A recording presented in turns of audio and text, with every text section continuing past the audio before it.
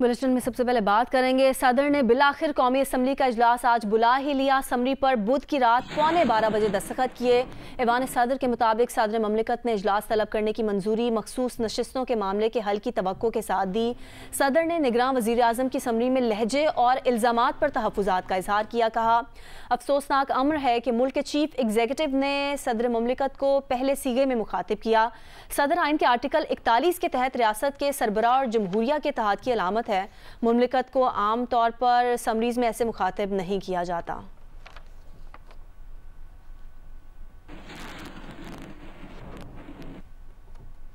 सोलहवीं कौमी असम्बली का इफ्तिताही इजलास आज पार्लियामेंट हाउस में होगा। 9 मुंतखब अरकान आज हलफ उठाएंगे। तफसीलात जानते हैं जियो न्यूज़ के नुमाइंदे वकार सती से। वकार, कौमी असम्बली का इजलास कब शुरू होगा और स्पीकर का इंतखाब और वज़ीर आज़म के इंतखाब के क्या मराहिल होंगे?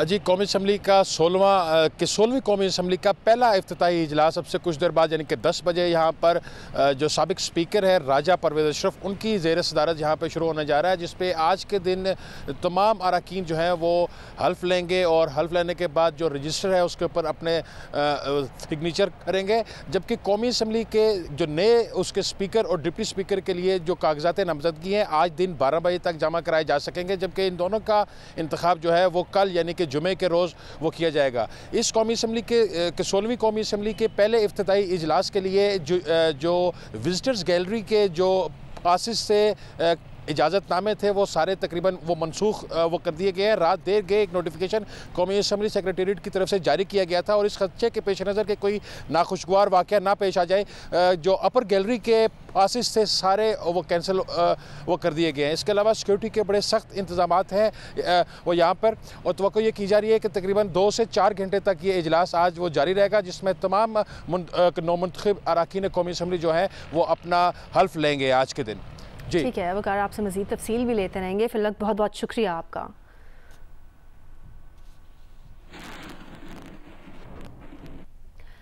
इत्तेहादी जमातों ने मुस्लिम लीग नून के अयाज सादिक को कौमी असम्बली के स्पीकर के ओहदे का उम्मीदवार नामजद कर दिया। पीपल्स पार्टी के गुलाम मुस्तफ़ा शाह डिप्टी स्पीकर के ओहदे के लिए नामजद कर दिए गए। ये इत्तफाक़ राय वज़ारत उज़्मा के लिए इत्तेहादी उम्मीदवार शहबाज शरीफ की तरफ से अरकान असम्बली को दिए गए इशाइये में सामने आया। इशाइये के बाद मीडिया से गुफ्तगू करते हुए एहसन इकबाल ने कहा कि चेयरमैन और डिप्टी चेयरमैन सेनेट का चुनाव भी इत्तफाक़ राय से किया जाएगा। अवाम की तवक्कुआत के मुताबिक पाकिस्तान को दरपेश चैलेंजेस से निपटा जाएगा, मईशत को अपने पाँव पर खड़ा किया जाएगा। पीपल्स पार्टी के नवीद कमर ने कहा कि हम तमाम इत्तेहादी मिलकर वोट देंगे, सबको ऑन बोर्ड लेकर मिसाके मईशत और मिसाके मुफाहमत करना है। MQM पाकिस्तान के मुस्तफ़ा कमाल ने कहा कि मुफाहमत की बात हुई है, सब मिलकर मुल्क को आगे बढ़ाएं।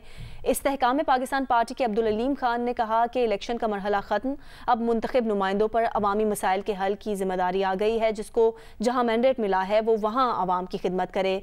BAP के खालिद मक्सी ने कहा कि अवाम की मुश्किलात का हल उनका टॉप एजेंडा होगा। चौधरी सालिक हुसैन ने कहा कि सब जमातें मईशत की बेहतरी पर तवज्जो चाहती हैं।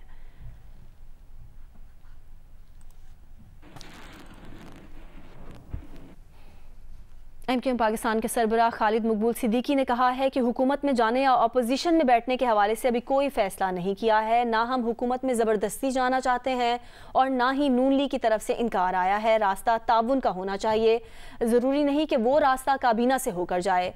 गवर्नर सिंध कौन होगा ये नून लीग ने तय करना है। उन्होंने कहा कि हो सकता है पीपल्स पार्टी चाहती हो कि MQM का गवर्नर ना बने। क्या एग्जैक्टली आप लोगों की स्ट्रेटजी है? वाज़े नजर आ रहा है दोनों की ऑडियो लीक से कि काफ़ी सर्द महरी का सामना है, ना कोई अच्छा वेलकमिंग एटीट्यूड, ना पीपल्स पार्टी आपका मैंडेट तस्लीम कर रही है, ना उन्हें ज़रूरत है उन दोनों को आपकी हुकूमत में। पाकिस्तान पीपल्स पार्टी का अपना एक मौक़िफ़ हो सकता है, उनको ये लगता होगा नंबर्स दोनों के मिलके पूरे होते तो MQM की ज़रूरत नहीं है, उनका था। नहीं, मुझे नहीं लगता कि पाकिस्तान मुस्लिम लीग का भी ये ख्याल है। अभी तो ये फैसला हमें भी करना है, मुस्लिम लीग ने भी करना है, उनको हमारी ज़रूरत है या नहीं है, हमें उनकी ज़रूरत है या नहीं है, और ये अभी आने वाले चंद दिनों में ये वजाहत के साथ हम बता पाएंगे। अभी तो मुज़ाकरात चल रहे हैं ना, तो शक्ल बन जाएगी। ना हम ज़बरदस्ती जाना चाहते हैं, ना वो उनकी तरफ से कोई इनकार आया है। रास्ता जो है ताउन का होना चाहिए, वो काबीना से गुजर के जाना बड़ा ज़रूरी नहीं है उस ताउन को। खान साहब, आपको क्या ये बताया गया उनकी तरफ से कि गवर्नर कौन होंगे? नून लीग ने तय करना है ना। हो सकता है पीपल्स पार्टी चाहती हो कि भाई MQM का गवर्नर नहीं होना चाहिए, उनकी राय है। पाकिस्तान मुस्लिम लीग नून की भी राय में मालूम हो जाएगी, फिर हम तय कर लेंगे। बानी पीटीआई की जानिब से आईएमएफ को खत लिख दिया गया है। पाकिस्तान को कर्जा देने से पहले इंतखाबात का ऑडिट कराने की फरमाइश कर दी। ये खत रऊफ हसन ने बानी पीटीआई की जानिब से आईएमएफ की मैनेजिंग डायरेक्टर क्रिस्टीना जॉर्जीवा के नाम लिखा है। खत में लिखा गया है कि पाकिस्तान में फाफन ने इलेक्शन ऑडिट के लिए तजावीज़ पेश की हैं, जिन्हें कुछ तरमीम के बाद नाफिज किया जा सकता है। अगर आईएमएफ ये ऑडिट करा दे तो ये पाकिस्तान और उसके अवाम की अजीम खिदमत होगी।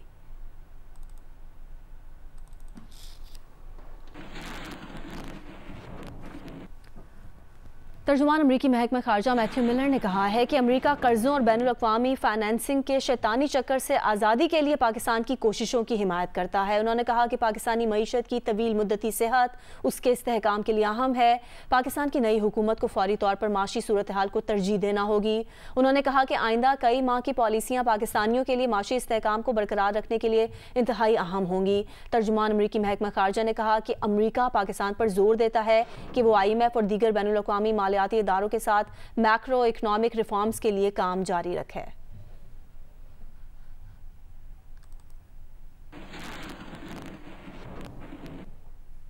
रहनुमा तहरीक इंसाफ अली मोहम्मद खान ने कहा है कि IMF को ख़त में इलेक्शन की शफाफियत के बारे में लिखा गया है। अली मोहम्मद खान ने कहा कि मखसूस नशिस्तों का मामला सुप्रीम कोर्ट लेकर जाएंगे। रहनुमा JUI सेनेटर कामरान मुर्तज़ा ने कहा कि सदर का मुकर्ररा मुद्दत में कौमी असम्बली का इजलास ना बुलाना गैर आइनी है और स्पीकर का इजलास बुलाना भी गैर आइनी है।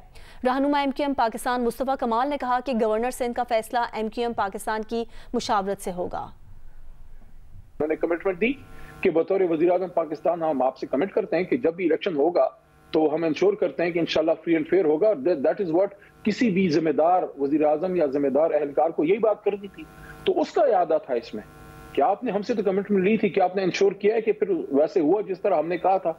ये इतनी सी बात है। आज हमारी पार्लियामेंट्री पार्टी की मीटिंग हुई है और ये एक फैसला हुआ है कि हमने इन लोगों को कोई भी फ्री स्पेस नहीं देनी। हमने भरपूर अपना एक रोल अदा करना है, अपना एहतजाज भी रिकॉर्ड करेंगे। रिजर्व सीट्स वाला मामला है, तो क्या अल्टीमेटली इस मामले को आप सुप्रीम कोर्ट में लेके जाएंगे या आप सुप्रीम कोर्ट से आपको किसी इंसाफ की कोई उम्मीद नहीं? हमने जाना अपनी सुप्रीम कोर्ट में है। सदर ने जो कुछ किया गलत किया। 21वें दिन इजलास होना चाहिए था, वो उनके पार्ट पे गलती है। मगर वो अगर वो उनके पार्ट पे गलती है तो फिर हमारे पार्ट पे कौन सी जो है ना वो कोई बहुत अच्छा काम किया। PMLN हमें ये कहती है कि हमने पीपल्स पार्टी से अपनी सिंध पंजाब की गवर्नरशिप दी है उनको, तो हमने सिंध की गवर्नरशिप जो ली है तो उसमें एक कॉन्सेप्चुअल एग्रीमेंट या अंडरस्टैंडिंग यही है कि हमारे साथ मिलकर ही उन्होंने जो है वो गवर्नर लगाना है।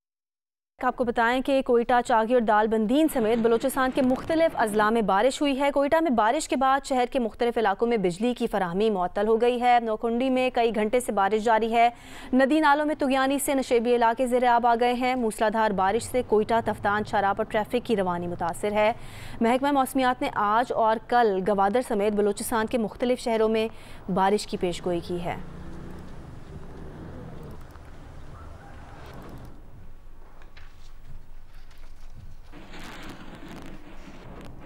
चीन ने पाकिस्तान से $2 अरब का कर्ज मजीद 1 साल के लिए रोल ओवर कर दिया है। इस रकम की अदायगी मार्च के आखिरी हफ्ते में वाजिबुल अदा थी। वजारत ख़जाना ज़राए का कहना है कि पाकिस्तान ने चीन से रकम 7.1% शरह सूद पर उधार ली हुई है और पाकिस्तान ने गुज़िश्ता साल रोल ओवर पर लिए गए कर्ज पर सूद की मद में 26.6 अरब रुपये अदा किए। ये कर्ज चीन, सऊदी अरब और मुत्तहिदा अरब अमारात से ले रखा है।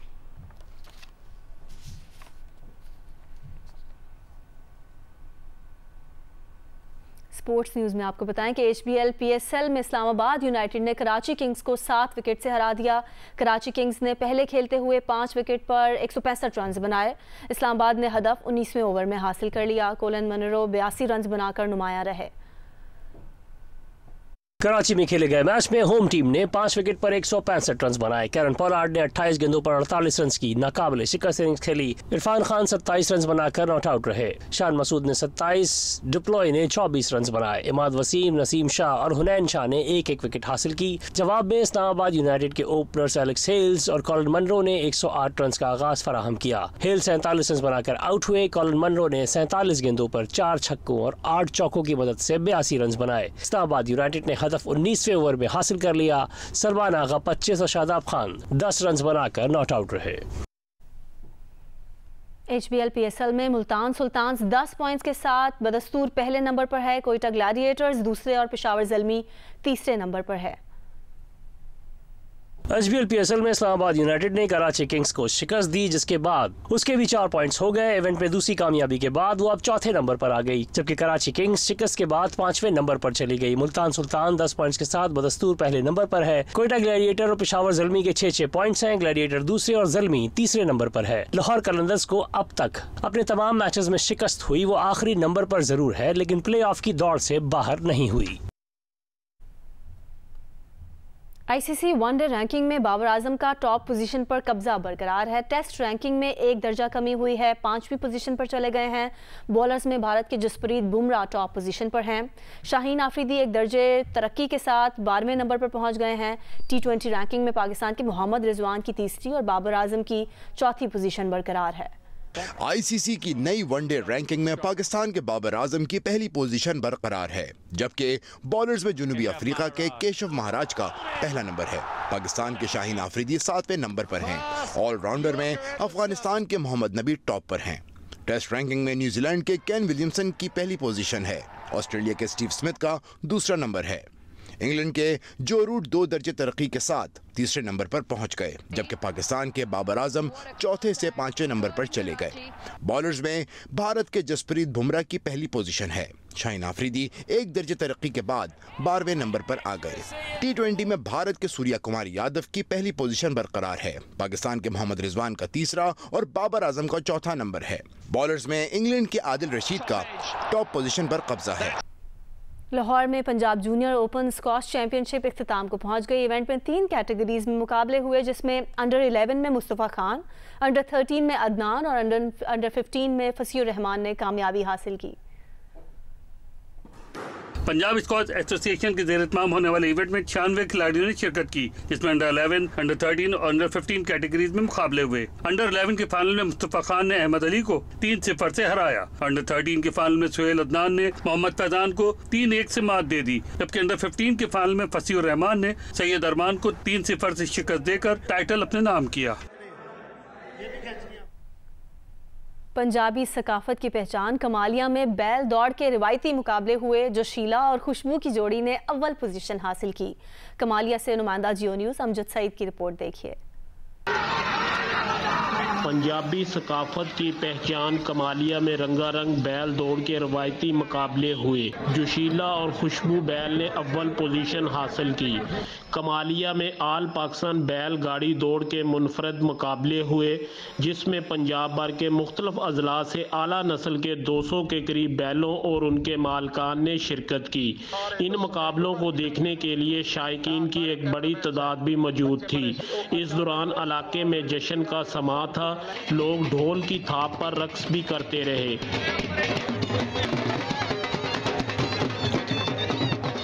पहले नंबर पर आने वाली जोड़ी खुशबू और जोशीला को 50,000 रुपये नगद इनाम, दूसरे नंबर पर आने वाली जोड़ी सूरज और हीरा बैल को 30,000 रुपये और तीसरी पोजीशन हासिल करने वाली जोड़ी स्टार और एच के बैल को 20,000 रुपये के नगद इनामात और ट्राफियां दी गई। इस मौका पर बैल गाड़ी दौड़ मालकान का कहना था कि हुकूमत को चाहिए कि बैल गाड़ी दौड़ खेल की कदीम सकाफत को फ़रोग दिया जाए। अमजद सईद, जियो न्यूज़, कमालिया। खैबर पख्तूनख्वा असम्बली में स्पीकर और डिप्टी स्पीकर के इंतखाब के लिए स्पीकर खैबर पख्तूनख्वा असम्बली मुश्ताक गनी ने इजलास 10 बजे तलब किया है। इजलास में स्पीकर और डिप्टी स्पीकर का इंतखाब होगा। स्पीकर के लिए PTI हिमायत याफ्ता सुन्नी इत्तेहाद काउंसिल के उम्मीदवार बाबर सलीम स्वाति हैं। डिप्टी स्पीकर के लिए सुन्नी इत्तेहाद काउंसिल के उम्मीदवार सुरैया बीबी हैं। अपोजिशन के स्पीकर के लिए उम्मीदवार पीपल्स पार्टी के सानुल्लाह मियाँ खेल हैं। अपोजिशन के डिप्टी स्पीकर के लिए उम्मीदवार PTIP के अरबाब वसीम हैं। तफसीलात बता रहे हैं रसूल दावर। वफाक असम्बली में मौजूद है। स्पीकर मुश्ताक अहमद गनी ने इजलास 10 बजे तलब किया है। इस वक्त जो मेहमान है उसकी आमद शुरू हो चुकी है। कुछ MPA साहिबान भी यहाँ पहुँच चुके हैं। सिक्योरिटी के इंतजाम हो चुके हैं। पुलिस की नफरी भी तैनात की गई है। आज स्पीकर और डिप्टी स्पीकर का इंतखाब होगा। स्पीकर के लिए सुन्नी इत्तेहाद कौंसिल की जानिब से बाबर सलीम सवाती, डिप्टी स्पीकर के ओहदे के लिए सूर्या बीबी और अपोजिशन इत्तेहाद की जानिब से स्पीकर के लिए पीपल पार्टी के उम्मीदवार एहसानुल्लाह मियां खेल और इसके अलावा अपोजिशन के डिप्टी स्पीकर के लिए PTIP के अरबाब वसीम के दरमियान मुकाबला होगा। चूँकि कल इंतहाई बद इंतज़ामी थी, आज हम देख रहे हैं कि इंतज़ामात किए गए हैं। पुलिस की नफरी भी इजाफी तैनात की गई है। बानी PTI ने बाबर सलीम खान स्वाति को स्पीकर खैबर पख्तूनख्वा असम्बली के ओहदे के लिए नामजद कर दिया है। मानसहरा से आज़ाद हैसियत में कामयाब होने वाले बाबर सलीम स्वाति स्पीकर के ओहदे के लिए सुन्नी इत्तेहाद काउंसिल के उम्मीदवार हैं। उनकी ज़िंदगी और सियासी सफ़र के बारे में महम कुरैशी की रिपोर्ट देखिए। मानसेरा की मशहूर स्वाती बरादरी से ताल्लुक़ रखने वाले बाबर सलीम खान स्वाती 3 जून 1962 को पैदा हुए। इब्तिदाई तालीम इस्लामिया पब्लिक स्कूल मानसेरा से हासिल की। एडवर्ड्स कॉलेज से प्री इंजीनियरिंग में FSc किया और जामिया पेशावर से जियोलॉजी में BS ऑनर्स किया। 2001 में आज़ाद हैसियत से पहली बार बल्दियाती इंतखाबात में हिस्सा लिया और नाजिम यूनियन कौंसिल मुंतखब हुए। बाबर सलीम खान स्वाती ने सियासी जमात मुस्लिम लीग नून में शमूलियत इख्तियार की। 2013 के इंतखाबात में पार्टी टिकट न मिलने पर आज़ाद हैसियत से इंतखाबात में हिस्सा लिया, ताहम कामयाब ना हो सके। मुस्लिम लीग नून से नाराजगी के बाद 2018 के इंतखाबात में PTI के टिकट पर इलेक्शन लड़ा और रुकन सूबाई असम्बली मुंतखब हुए और चंद माह मुशीर दाखिला भी रहे। 8 फरवरी को होने वाले इंतखाबात में बाबर सलीम स्वाती ने मानसेरा से सूबाई असम्बली की नशिस्त PK-37 से आज़ाद हैसियत से हिस्सा लिया और मुस्लिम लीग नून के सरदार ज़हूर अहमद को शिकस्त दी। बाबर सलीम स्वाती PTI के जिली और रीजनल सदर भी रह चुके हैं। बाबर सलीम खान स्वाती पाकिस्तान स्टेट ऑयल में एग्जीक्यूटिव के ओहदे पर भी काम कर चुके हैं, जबकि माजी में वो कबायली अजला की तरक्की के लिए कायम इदारे में बतौर एडमिनिस्ट्रेटर भी फराइज अंजाम दे चुके हैं। माहम कुरैशी, जियो न्यूज़, पेशावर। मुस्लिम लीग नून ने अब्दुल खालिक अचकजई को बलोचिस्तान असम्बली का स्पीकर नामजद कर दिया है। आसिफ बशीर चौधरी, नुमाइंदा जियो न्यूज़, हमारे साथ मौजूद हैं। आसिफ, बलोचिस्तान की क़यादत से मुशावरत के बाद ये फैसला किया है मुस्लिम लीग नून ने? जी बिल्कुल, मुस्लिम लीग नून की जानिब से जो एलामिया जारी हुआ है उसमें बताया गया है कि मुस्लिम लीग नून के कायद मियां नवाज शरीफ और शहबाज शरीफ जो हैं उन्होंने बलोचिस्तान की सूबाई क़यादत से मुशावरत के बाद कैप्टन रिटायर्ड अब्दुल खालिक अचकजई जो हैं उनको अपनी जमात का जो है उम्मीदवार नामजद किया है स्पीकर बलोचिस्तान असम्बली के लिए और इसकी बाकायदा तौसीक जो है वो कर दी गई है और इस सिलसिले में जो नोटिफिकेशन था वो जारी करके उन्हें दे दिया गया है और अब बलोचिस्तान असम्बली में मुस्लिम लीग नून के बलोचिस्तान के उम्मीदवार जो हैं वो कैप्टन रिटायर्ड अब्दुल खालिक अचकजई होंगे। जी बहुत शुक्रिया आसिफ तफसील देने के लिए।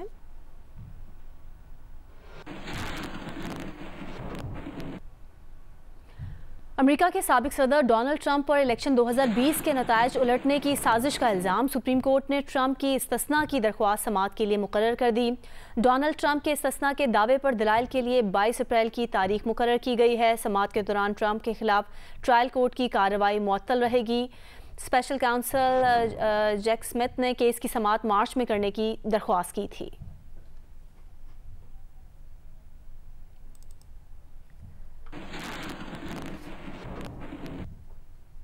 लाहौर के जिलानी पार्क में जश्न बहारां का मेला सज गया है। मेला 10 मार्च तक जारी रहेगा। उम्मे फरवा की रिपोर्ट देखिए। मौसम बहार को खुश आमदेद कहने के लिए पाकिस्तान हॉर्टिकल्चर अथॉरिटी ने लाहौर के जलानी पार्क में सजा लिया मेला जश्न बहारा, जिसमें रवायती और चटपटे खानों की दुकानें भी हैं और चारों सूबों की सकाफती रंगों को उजागर करती अशिया के स्टॉल्स भी हैं। शुरका का कहना है कि मेले के इंतजाम बहुत अच्छे हैं। स्टॉल्स पर बहुत सस्ता और मियारी सामान रखा गया है। काफ़ी अच्छा जश्न बहारा का यहाँ पे फेस्टिवल लगा हुआ है और फीमेल्स के लिए चीज़ें भी काफ़ी अच्छी हैं और वेदर बहुत अच्छा है। हम काफ़ी इंजॉय कर रहे हैं। यहाँ पे जो ये सिंधी और बलोची स्टॉल्स हैं ये बहुत अच्छे हैं। डिफरेंट ज्वेलरीज हैं और बहुत अच्छा, जैसे हम वहाँ पे जाके नहीं दे सकते, हमने यहाँ से बहुत ज़्यादा ख़रीदारी की है। बहुत अच्छे स्टॉल्स लगे हुए हैं यहाँ पे। मैंने बहुत सी चीज़ें खाई हैं जैसे कि गोलगप्पे, आइसक्रीम वगैरह, भटूरे भी काफ़ी अच्छे हैं। DG Pakistan horticulture authority Tahir Bhutto का कहना है कि रमज़ान की वजह से मेला जल्द ख़त्म कर दिया जाएगा। स्टॉल तो तकरीबन कोई 50-70 के करीब लगे हुए हैं, लेकिन ड्यूरेशन इस दफ़ा कम होगी क्योंकि आपको पता है रमज़ानुल मुबारक आ रहा है और उससे पहले 10 को हम वाइंड वाइंड अप कर रहे हैं। शुरका का कहना है कि इस तरह के मेले लगते रहने चाहिए। इससे न सिर्फ सैर तफरीह के मौके मैसर आते हैं बल्कि प्यारे वतन के खूबसूरत सकाफती रंगों की आशनाई भी हासिल होती है। कैमरामैन मोहम्मद सादिक के साथ मैं फरवा, जियो न्यूज़, लाहौर। हज़रत कलंदर लाल शहबाज के 772वें सरोज़ा उर्स की सरकारी तकरीबात आज से शुरू हो रही हैं। गवर्नर सिंध कामरान खान टसौरी मज़ार पर फूलों की चादर चढ़ाकर सरकारी तकरीबात का बाकायदा इफ्तिताह करेंगे। सेवन शरीफ में मुल्क भर से ज़ायरीन की आमद जारी है। अकीदतमंद मज़ार पर फूल चढ़ा रहे हैं और फातह खानी कर रहे हैं। मज़ार पर लंगर और न्याज की महफिलें सजाई जा रही हैं। ज़िला इंतज़ामिया ने आज ज़िला जामशोरों में आम तातील का ऐलान किया है। 5000 पुलिस एहलकार और रेंजर्स के जवान सिक्योरिटी के फ़राइज़ सर अंजाम दे रहे हैं। उसकी इख्तितामी तकरीब में नौमुंतखब वज़ीर आला सिंध सैयद मुराद अली शाह मज़ार पर हाज़िरी देंगे और फूलों की चादर चढ़ाएंगे।